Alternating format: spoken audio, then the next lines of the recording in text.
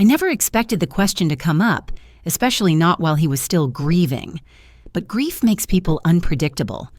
And when he finally asked me if I'd slept with my ex before he died, I could have lied. I could have said no and kept things smooth, but I didn't.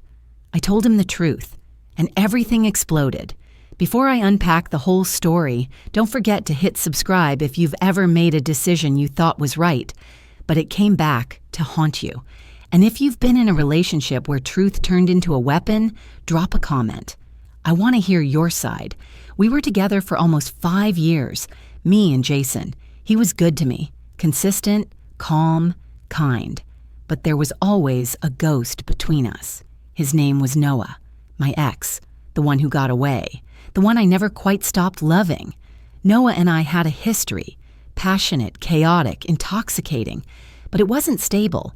We broke up when we realized we weren't growing. We were burning. And still, even after it ended, he lingered. I'd hear songs and think of him. I'd dream of him, then roll over to find Jason sleeping beside me. Jason knew about Noah. He never made me erase the past. He trusted me. But the thing is, when Noah got sick, I didn't tell Jason at first. It started out as a short text from a mutual friend. Hey, just FYI, Noah's in the hospital. Nothing dramatic, just precautionary. But it spiraled fast. Within 2 weeks, he was in palliative care, liver failure. He wasn't going to make it. And I felt something in me snap. Not romantically, at least not at first. But I knew I had to see him, just once. Say goodbye properly, get closure. So I told Jason, and Jason, being the man that he is, said, if you need to go, go. And I did. The hospital room was quiet. Noah looked smaller, more fragile than I remembered. His eyes lit up when he saw me. We didn't talk about much. We just sat, held hands, laughed a little, cried more. And when the nurse said visiting hours were over, he whispered, stay. I should have said no. I should have walked away. But I stayed. I stayed the night. I stayed through the shaking and the meds and the late-night confessions. And yes, at some point, it happened. We slept together.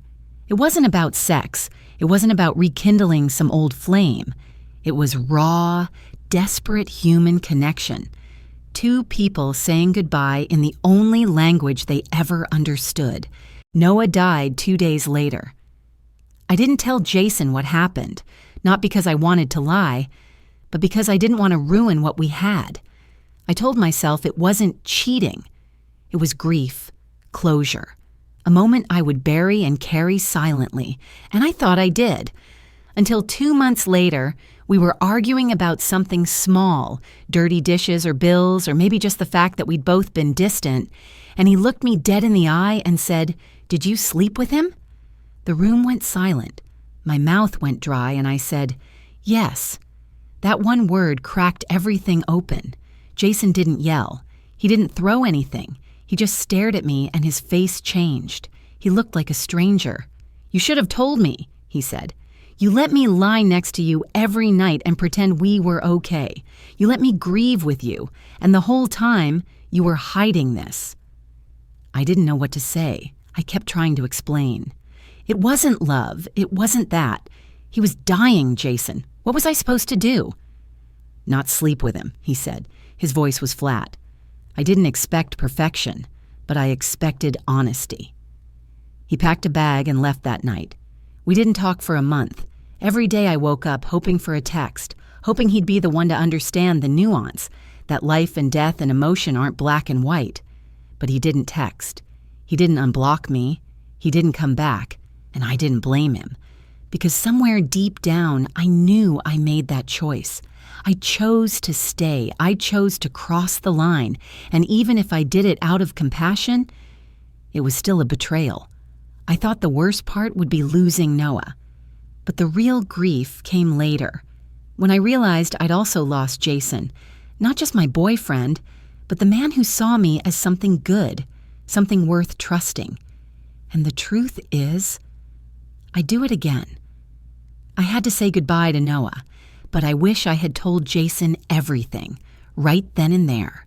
Because if you're going to break someone's heart, they deserve to know it's happening, not months later, not after they've built dreams around a lie.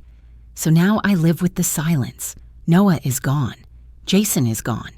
And I'm here, with nothing but honesty left. Too late. If this story hits something in you, if you've ever had to choose between honesty and peace, tap that subscribe. I've got more to tell. And comment below. Do you think I was wrong? Or was I just human?